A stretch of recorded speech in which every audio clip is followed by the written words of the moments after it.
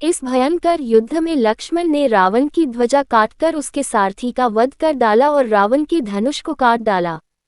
साथ ही विभीषण ने भी अपनी गदा से रावण के रथ के घोड़ों को मार डाला।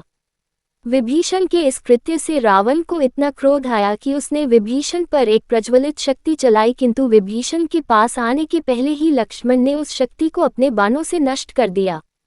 इस पर अत्यंत क्रोधित होकर रावण ने विभीषण पर ऐसी अमोघ शक्ति चलाई जिसका वेग काल भी न सह सकता था।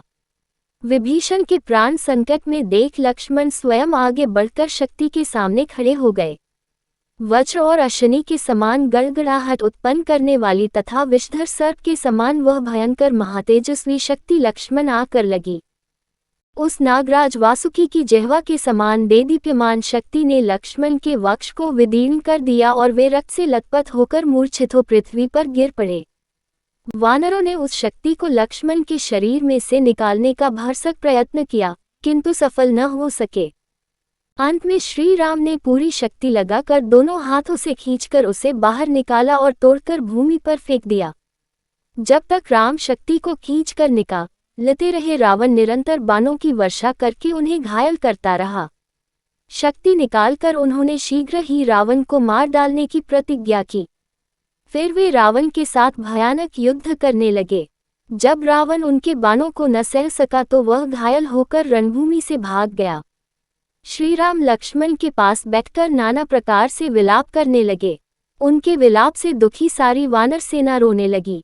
तभी सुषेण ने कहा, हे वीर शिरोमणि, आप दुखी न हों, ये जीवित हैं, इनकी हृदय गति चल रही है। फिर हनुमान से कहा, तुम शीघ्र ही महोदय पर्वत पर जाकर विशल्यकृणी, सावन्यकृणी, संजीवकृणी तथा संघानी नामक औषधियां ले आओ। उनसे लक्ष्मण के प्राणों की रक्षा हो सकेगी।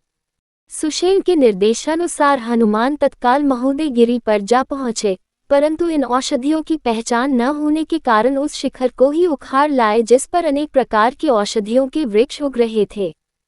सुषेण ने इनमें से औषधियों को पहचानकर उनको कूट पीस कर लक्ष्मण को सुंघाया। इससे वे थोड़ी ही देर में स्वस्थ होकर उठ खड़े हुए।